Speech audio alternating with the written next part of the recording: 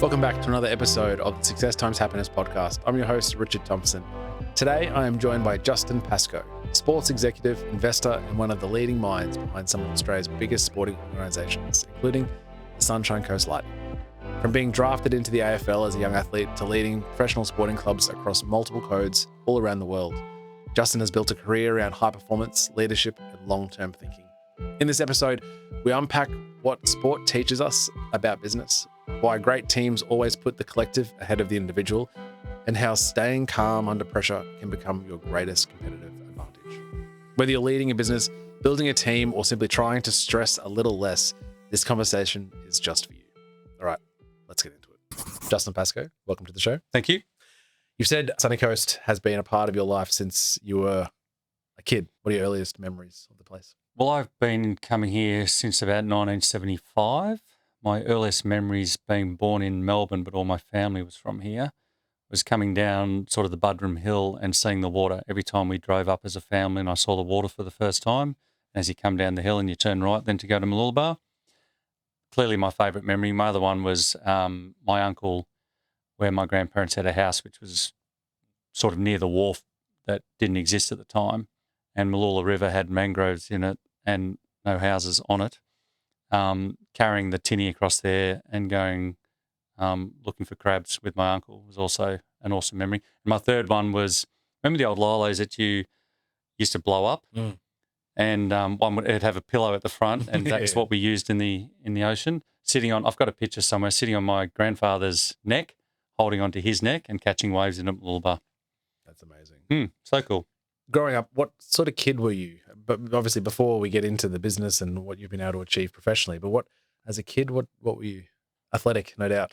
Probably better to ask my parents. I always thought I was a pretty good kid. Better ask that.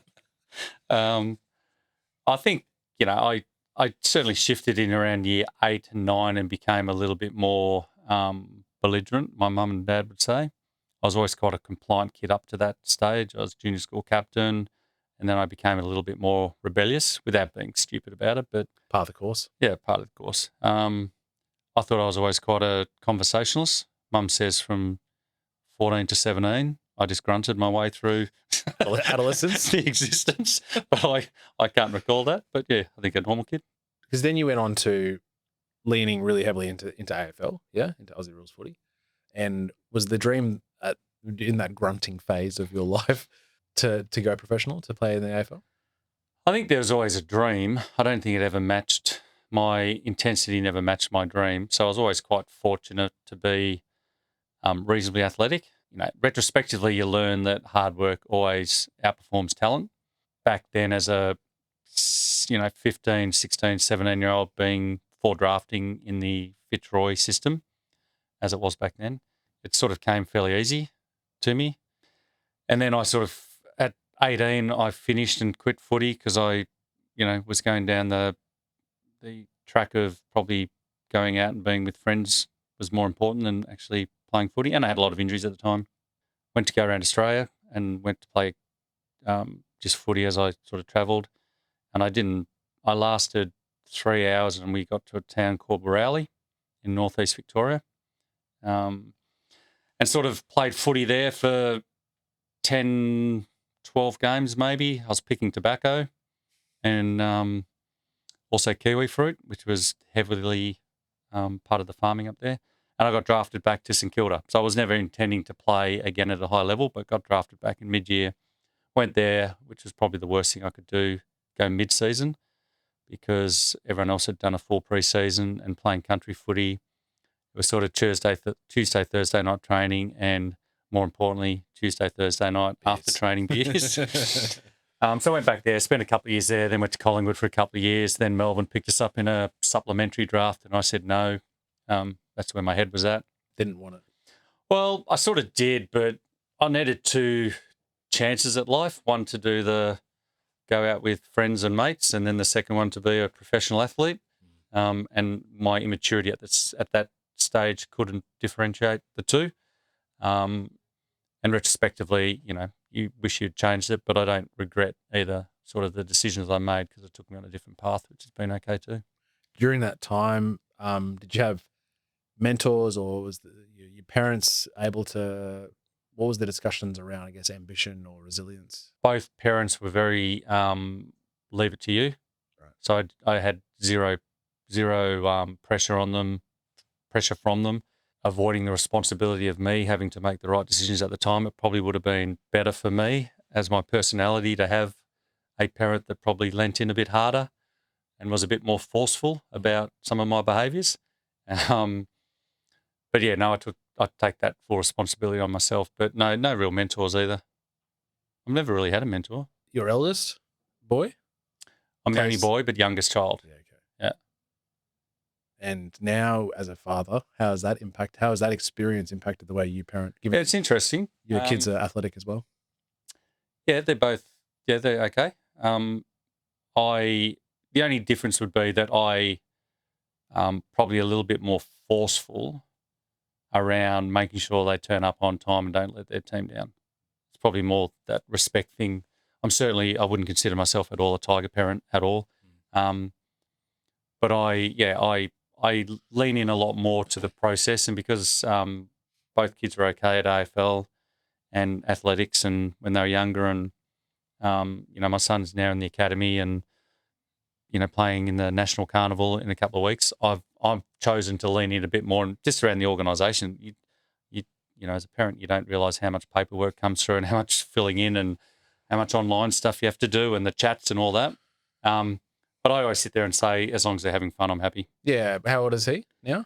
14. So he's in that early grunting stage. Yeah. And at some point there'll be, unless maybe not, but perhaps there is a T intersection where he will need to decide at some point whether socializing and hanging out with friends is more important than footy or more important than his athletic ambitions. Do you see yourself stepping in at that point or having those kind of soft conversations about, that it's all not going to be sunshine and rainbows, but at some point you've got to dig in and be resilient and stick to the. Yeah, I think I'm probably started that into your phrase in a very soft format. But I also do sit there and say that the most important thing he should be doing is having fun, both kids. I never sit there and really analyse with him his game at all. No. I want him to. But I guess isn't that the shift though? If you have, and I'm with you with the whole certainly having fun, but it's a harder conversation or a more complex conversation to have as an 18-year-old, 17-year-old. Yeah, very much so. Because you're fun. The idea of fun at 14 is let's go to nationals and play because I love it. But at 18, it's a different conversation. Yeah, and when I say fun, it's probably more enjoyment rather than fun as in, mucking around fun. Sure. I want them to make sure they're still enjoying what they do. So even last night, he had a 2K time trial and I'm sort of helping a little bit down there.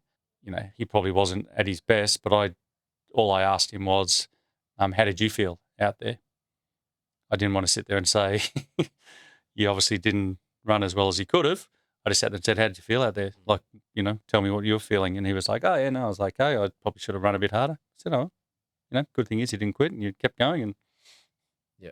So there's certainly soft messaging that you can do at this age. Yeah, I just don't. My eldest is 12, so I don't know where. And all you want as a parent, I guess, is for them to do what they love. Yeah. But I guess at some point, there's going to have to be a bit where it's going to suck and you got to get through that, or you pivot and do something else. Yeah, and I think he's probably getting to that stage as he starts being around better players and in better environments that expect more, that he'll have to start realising that they're the choices that he's going to have to make. The good thing about him in particular is that I've never asked him or told him to go and kick a footy. He's always wanting to go out by himself and kick a footy or ask me to go and kick one with him. I've never sat there and said, come on, get off the couch, let's go and kick. He's always come to me and saying, let's go and kick. So that's a positive. All right, let's switch to your professional business life. You've worked across AFL, NRL, global businesses, now owning a number of clubs in different jurisdictions. What does sport do you think has taught you in business that business in general you can't learn from? I'm a big advocate for sport transcends so many positivities across everyone. At a young age, I think it teaches you to operate as a team, to be disciplined, to be self-reliant, to turn up for your friends, to understand what winning means, to understand what losing means, to understand what being a team player means, to be resilient. So I think that transcends even, today in life, and certainly in business. The one thing that I've probably learnt more out of being an administrator in sport and seeing it from the other side is that self-interest kills everyone. And in sport in particular, there's a lot of people that are there for themselves. You only have 18 head coaches in the NRL. You only have 18 head of high performances. You only have 36 assistant coaches. So there's certain pressures that come, but I always used to try to put the message across that if self-interest is your motivation for everything, it's going to actually mean that you're going to be not aligned to what we're trying to build as a group. And, that chain of alignment and belief is going to slowly shift. And if you go back into your own silo and just look after yourself, that's going to shift. And in the world where media can build a wedge between clubs very easily, if you're not aligned and you're not working as a team and you're not being respectful and you're not acting with a team first mentality and you're becoming more selfish, that's going to divide the group. And then once it divides, it just continues to divide. And it's like the house built on cards type scenario. So I've always learned that even in really stressful times, the best approach to being successful as a team is actually to come together, not fall apart. And I think people that have got either insecurities or fears or self-interest as a forefront of their decision-making, it doesn't do anything to enhance the team's performance in times of resilience, when resilience is needed. And when that time does come, let's call it like a time of crisis or a time of where resilience is needed, what comes to your mind as to how to build that, how to get everyone leaning in a time where they could easily, and I think you're right in the sense when it gets really challenging, for most, I think that the initial reaction is, I've got to protect myself. Yeah. Self-interest comes really, really strong, right? When you're going, well, we're all in it together because I know that if we're all in it together, I'll be all right. But when it gets really challenging, the initial response is, shit, I need to make sure I'm okay. Yeah. And that brings the divide. How do you, Justin, bring everyone in those times? Well, I think just going back to, I think COVID emphasised that there's a lot of people in the world that first approach is to protect themselves and self-interest, even though it's not in the betterment, and sometimes creates decisions that you go, what the hell? And I reference the stockpiling of rice and toilet paper. Like, I used to sit there and watch people walk out going, really? Oh, there's other people that probably need it a lot more than you. And, if toilet paper is the key to how you're going to survive COVID, the world's got bigger problems going on. I think aligning at the start what your values and your standards are and getting buy-in then, and then continually reiterating those through those times of crisis and making sure that you bring people together.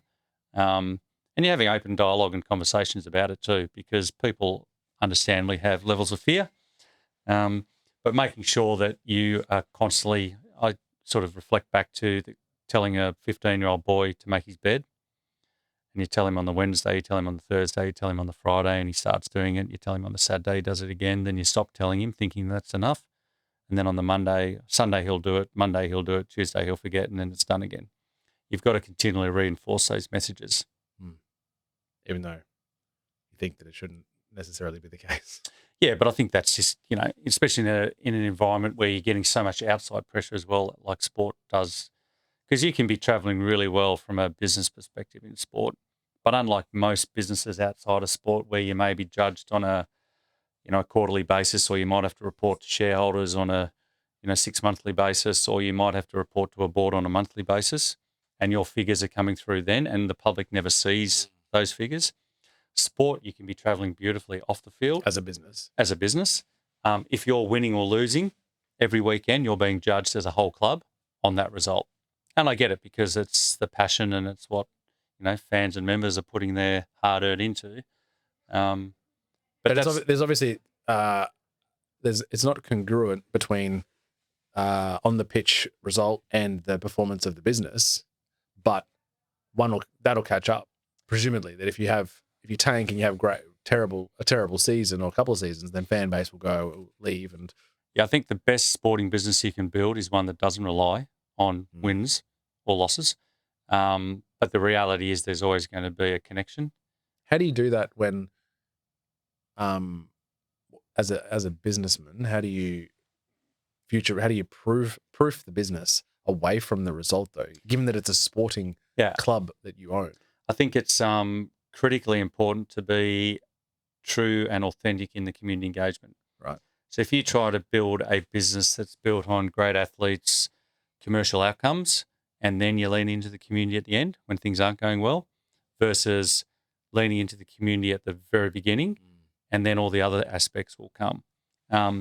You need to have a brand that is, as I said, authentic and true to the community, so there's an actual connection. And you're going to get a natural drop-off in fans if you are tanking. But you should always, and Newcastle Knights in the NRL is a really good example when I think they finished bottom 3 years in a row. And they had 20-odd thousand turning up, and it was almost like we're going to stick by, as long as a team you're still going 100% and you're going to win and lose games, right? They were almost like a show of force, like we're here to support our team. It's a regional team, almost FU to the rest of the competition. No matter what's happening on the field, we're going to back our players and back our club to do the right thing, and we're really proud of them. That's that connection you got to build.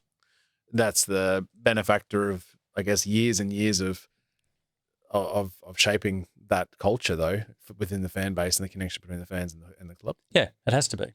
But you've got to start somewhere. Our business model is always engage with the community first, like be really authentic, find out what is important to the community.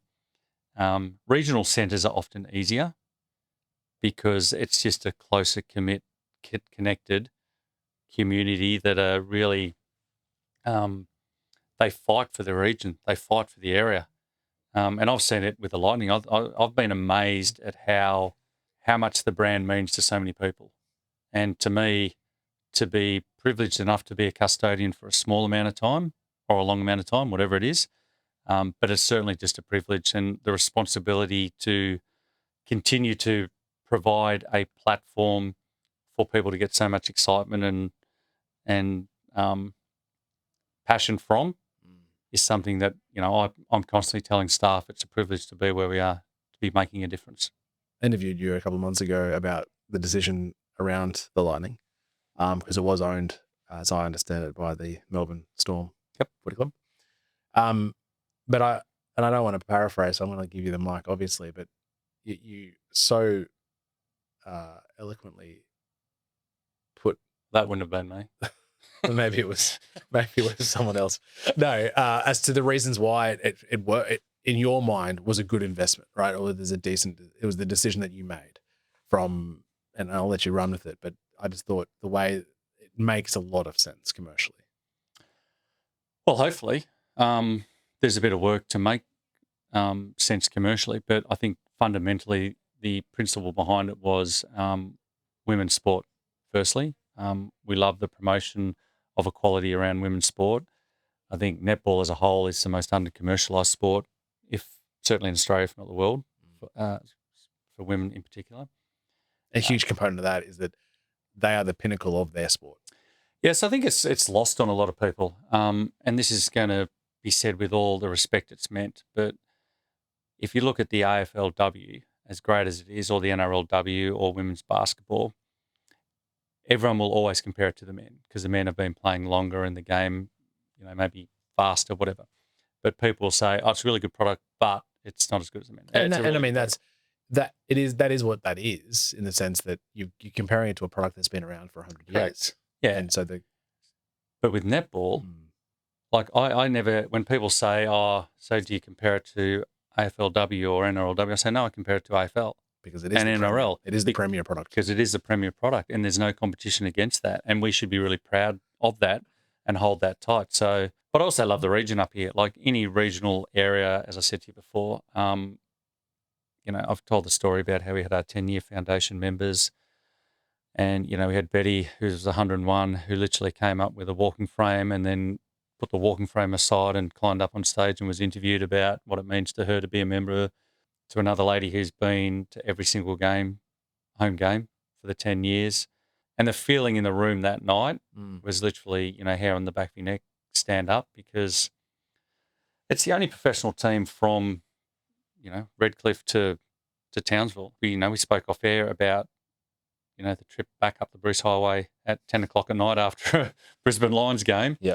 To be fortunate enough to have it in our back door and have the athletes so accessible is a pretty cool thing for this region. Yeah. So couple women's sport, netball is a great game and so many competitive advantages.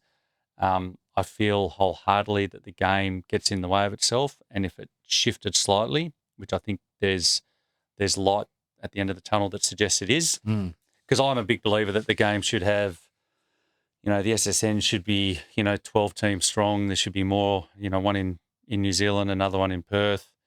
Going to free-to-air next year for the next 5 years with Channel 9 is going to be amazing for the sport.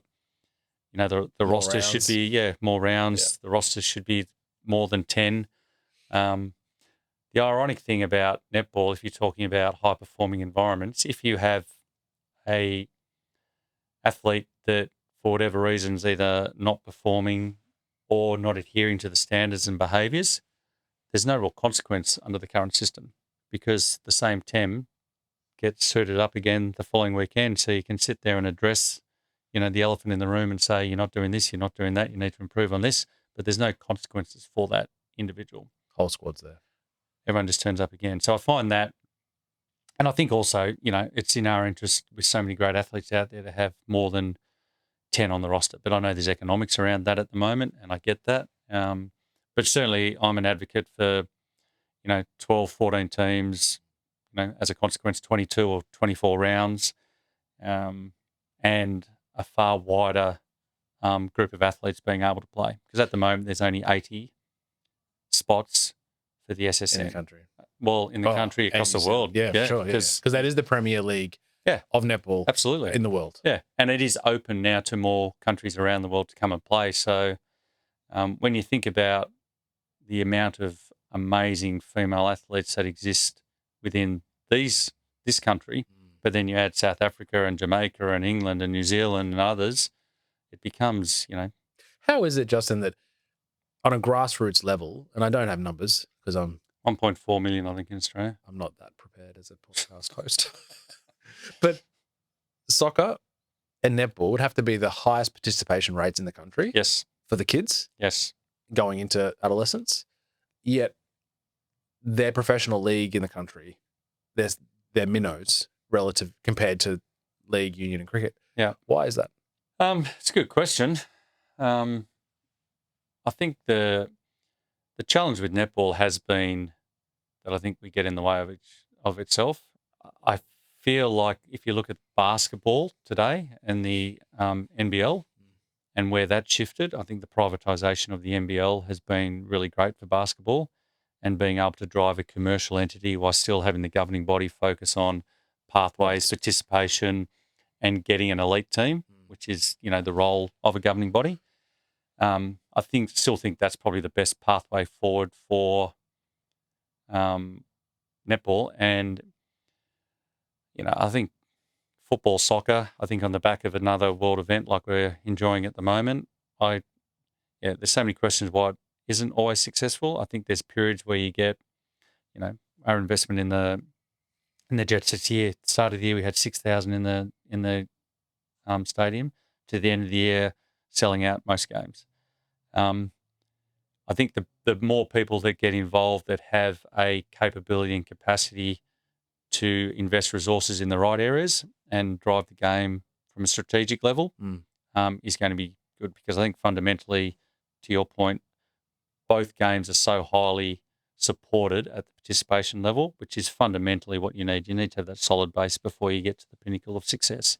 And I guess you're comparing apples with oranges a little bit when you are comparing leagues, because the A-League is relatively new, as is the SNN, and compared to the AFL and the league. Yeah. And you got to keep in mind, and, the NRL has just announced a $5.3 billion deal.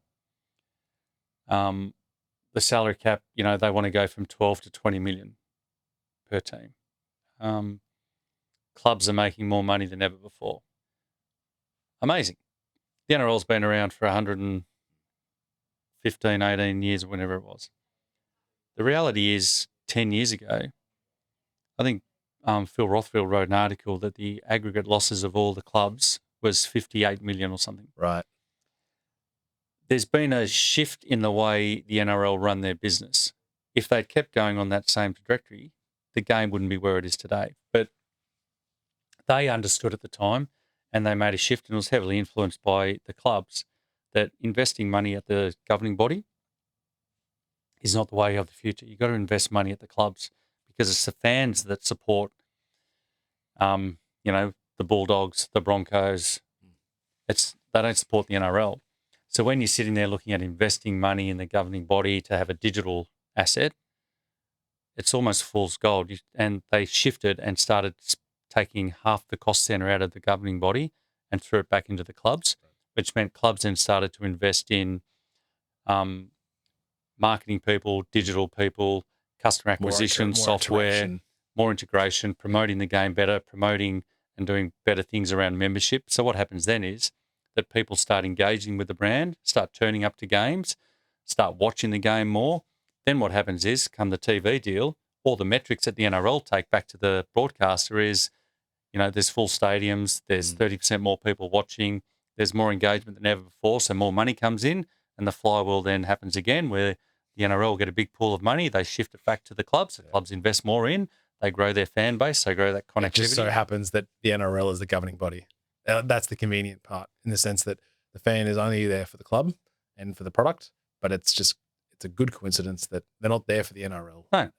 No. And the governing body, I think now, and Peter V'landys has done an amazing job in regards to that, they recognise that they need to shift from allocating resources and funds into the governing body. For what point?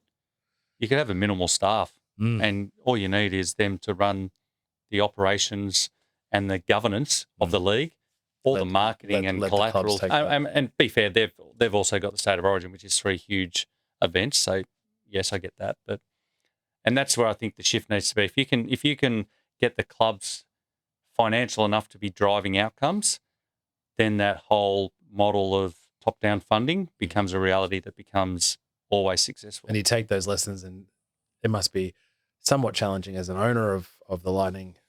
And are you taking those lessons and trying to pitch to Netball Australia and to work out how do we get around? Oh, yeah, I'm the antagonistic, annoying person in all the meetings that are constantly looking for. And to be fair, I'm new. So, even better. Yeah, I think absolutely. I agree with that. I don't have the history. I have no preconceived ideas about personalities. I'm there in the best interest of the game, which is in the best interest of the Lightning and the best interest of the fan base.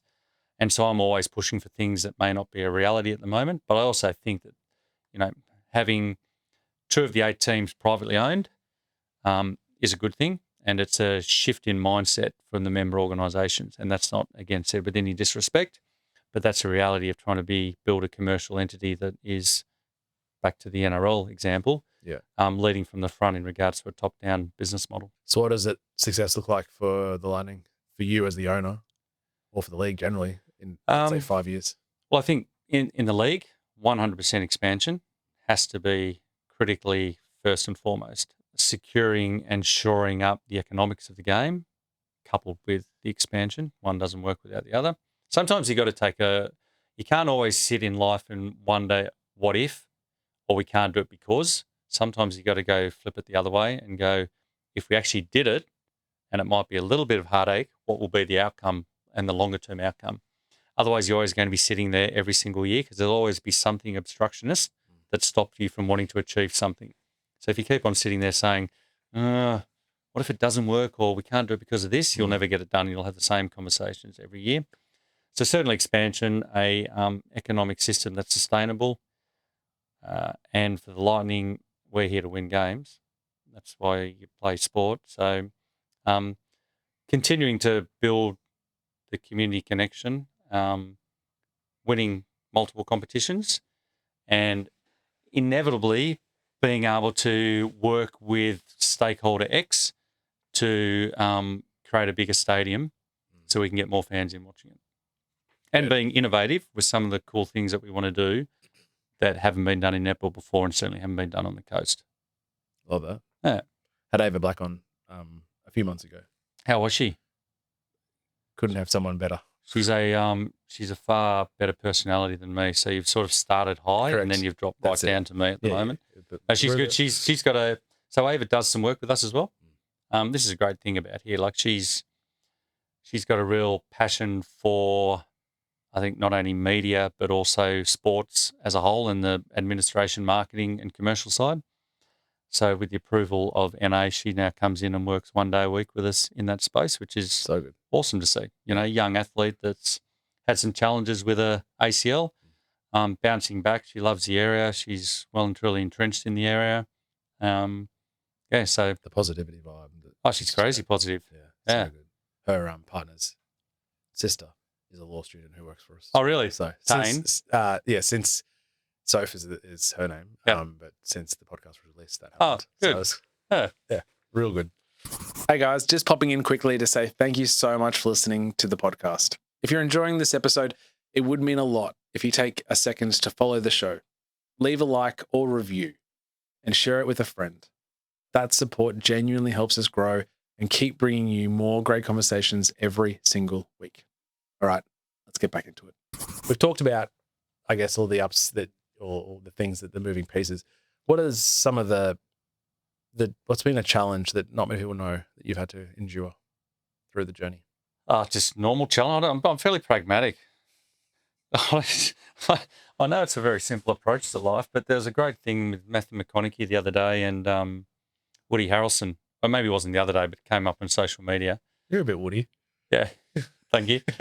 And he, Matthew McConaughey's up there, and I'm sure there was some theatrics behind this, but they were handing out an award at something, and he's like, in his drawn out accent, which I won't do, but he's like, I woke up and there was a significant challenge in my life, and I didn't know how to navigate through it, so I thought I'd lean into my good friend Woody and ask him, this is the problem. What's the best way to deal with it? And this is Matthew McConaughey speaking. He's like, well, Woody sort of looked down, looked up, looked down, looked around and said, whenever I've got a big problem, I always tell myself, just don't worry about it. So I'm not as that's not bad. I'm not as pragmatic as that, but I sort of tend to sit without too many highs and too many lows and just in the middle. I don't believe any challenge is unpassable, if that's a word. I think everything can be. I think people overthink way too much, in my view. So, I'm maybe too casual, too pragmatic. I don't get too stressed about too many things, and there's definite challenges. Don't get me wrong. I mean, sport, especially at this level in terms of tier of franchise and game, there's some economic challenges. I have challenges like anyone else, and I'm fairly pragmatic about it. I don't get too stressed, and don't worry about it. I'm sort of the. I think it's really important as a leader too to be the duck. If you are under the water, your legs get going 100 miles an hour. That's okay, but don't let other people see that. Having a level of calmness. How do you manage that when internally you might not be calm, but externally you need to present that? By making sure that I remain calm on the outside. What do you do? I don't do anything other than making sure I remain calm on the outside. Really? There's no thing you need to do or reset or anything. You just no. COVID was a great example because COVID, the world was falling apart. Apparently, we were in one toilet roll at a time. We're in the world of sport. The game wasn't on. There was a heap of people needing to be employed and remain employed, and it was critically important at that time to really see if I could remain calm to allow people to have a level of comfort about that there was going to be an outcome that was going to be positive still. What happened though between in the teenage years of choosing that over footy and to this person who you've got this stoic mentality about you to say whatever happens, I'm managing through this. And it's not as if you're needing to ice bath or go for a walk on the beach or meditate. That's who you are. Well, I think it's who I've maybe forced myself to become. I don't know, but I think there's just so early days in the league, in the NRL with the public scrutiny and all that. Were they small lessons, or did you have that mentality through that period of time as well? Because there'd be a lot of stakeholders there, a lot of self-interest, as you sort of said, probably not the cleanest of industries generally, and the public going after you as the boss. I think it was before then, and I don't think there's any one moment, by the way. I just feel like I think I've become more aware of how society overthinks everything, and stresses don't need to really exist. Um, there's a great saying, I think it's like 80% of things that you worry about in your head never actually become a reality. So if that's the case, why worry? People manifest things that don't need to be there, things that are problematic. This is one example, right? If something happens to you, I used to say to my wife all the time and my kids, in 5 years' time, is it going to make a difference? If not, who cares? And you can reverse engineer that, which I did an episode a couple of weeks ago about this exact point. What did you worry about 12 months ago? Yeah, Couldn't even tell you. That's what I mean. So I hear people that we associate with, now and in past areas we've lived and jobs we've been in. A good example is if you crash your car, and people get so. And yes, it's a small challenge in regards to the legit, but is it really?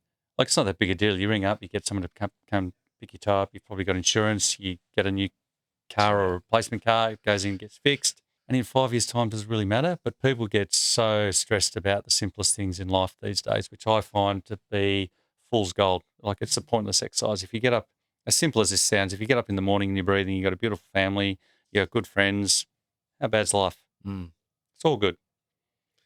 And if you've got something to worry about, what do you say? Don't worry about it. Don't worry about it.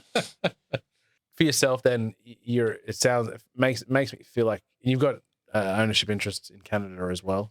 Yeah. But you're a builder. You're building things, right? You're creating something that's better than you want to leave it better than you found it, I guess. What's driving you to continue to do that? When's enough? These ventures that we're on now, they're very early in the process. So they're unsophisticated businesses. They need a fair amount of work done on them. I think there's certainly upside. And the people involved at the ground level are, all doing a really good job. When's enough? I don't know when that is.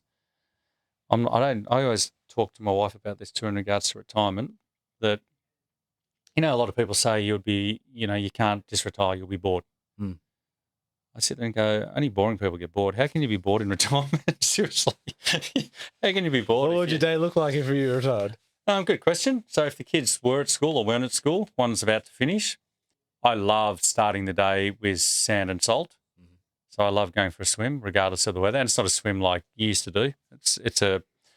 You wade out in the water, you catch a few waves in, and you wade back out, you catch a few in. I love that. So I'd always start the day with a walk and a swim, which I think I said to you before at Matty Flinders when we did that. That's what I do. I enjoy exercise. I enjoy coffee. I like to play sport. So whether it's playing, not that I play well, golf, and living up here, and I'd be doing so much. I love lunches. So I'd be doing lunches. Right. But I love things that make, if you're talking about stress and what do? The one thing that I know helps always from a well-being perspective is exercise. I start my day so much better as a person if I've done something. Moved. Yeah, if I've moved. And I get actually, not that it causes me stress, but I get agitated if I haven't gone to the gym. I sit there and go, just wasted a whole day not doing something. Yeah. Not that I'm training like an elite athlete by any means, but I just like to, it helps. Yeah, it helps me personally. It's compounds as well for that day then, because every decision you make is leaning towards that. Yeah, I like traveling, but also, I love, if I've got the chance to pick my kids up, which I don't now because one drives, so I never get to pick them up. But the time that you had in the car at 3:00 with them used to be my favourite time of the day, because in the morning you get nothing out of them because they're waking up and they're going to school. But at the end of the day, if you sat in the car for, everything's 15 minutes here, so not a long time, but if you sat in the car for 15 minutes, inevitably they would start telling you about the day or talking about things. Yeah. And there's someone once told me that kids in a car will talk because they know that there's an exit, i.e. they know that the car's going to stop and they'll get out, so they're not bound to talk to you for hours. our kids used to always come in too late at night and talk to us because, again, they know that they can, if we're lying in bed or we're getting ready for bed, they know there's an exit. Oh, wow, okay. So it was always, we had discussions about the kids catching a bus to school. I sit and go, I love picking them up. If I've got the chance to pick them up, I think it's the greatest, 15 minutes of my day. Yep. They're hilarious when they get in the car. They're usually talking, which is great. Yeah. I get more out of them in that 15 minutes than I do the other 23 hours, 45 minutes of the day. Yeah. I also find certainly the drive home is a bit, they tell you what happens, but also if one's quiet or one's hasn't been so forthcoming, that'll you'll notice that at small times during the night. They'll just lean in and say, "Hey, Tom said this today," and he probably wasn't ready to talk about it at 3 o'clock. Yeah, but it's just so beautiful to be able to not force them. So what happened today? What's going on? Don't just let them go, and then they'll come to you and just And you learn that very quickly that when you want it, there's something wrong, but sometimes it's just best to they'll come to me when they're ready. Yeah, I love it. Yeah, thank you so much for coming on, man. Yeah, pleasure. So Thanks for the invitation. Before you go, 5 quick questions. What does success mean to you generally? Happy family, healthy family, safe family. What does happiness mean to you? Happy family, safe family, healthy family. And salt and sand in the water. Well, in the morning. The next question is, Leeds, you've already talked about it. What is your morning routine normally? Early morning when you wake up? When? It's a bit later now because it's winter. During summer, it's usually got a 4 or an early 5 in it. Now it's probably got a mid 5 to pushing 6. So wake up, walk 2 dogs from Minyama to Mooloolaba, swim, coffee, try and do gym, breakfast, work. All right. If there's one piece of advice that you would tell the world, other than Woody's. I was about to use that one again. That was good though. You can say it. That's fine. What would be one piece of advice? Don't stress too much about too much. Okay. It all works out. Putting a book together for everyone's guest motto. Right. So, and then finally, someone that you know in your sphere that you think would have a great conversation and a great person to have on the show. For you? Yeah. I think it would be highly interesting to have someone like a Craig Starcevich on the show, as a elite athlete that played in a winning Collingwood premiership side that now has been coaching the Brisbane Lions female side for 10 years. The lessons that he's learned are really fascinating to listen to in regards to the difference in athletes and environments, women versus men, and how he's had to adapt and now thrives and loves it and would never go back to, coaching men at all. Right. Loves it. Beautiful. And he's my brother-in-law, so it's easy to get him on. He owes you one. Justin, thank you so much, man. I really appreciate it. Appreciate it. Thank you. That was another episode of the Success Times Happiness podcast. Next time you're standing in the surf with a coffee, turn to the person next to you and tell them all about the show. Really good. A huge thank you to Justin for sharing his incredible journey through elite sport, business, and leadership, and for reminding us that most things simply aren't worth stressing. If today's conversation inspired you, please subscribe, leave a comment, or share this episode with someone who needs to hear it. It really does help us reach more. Until next time.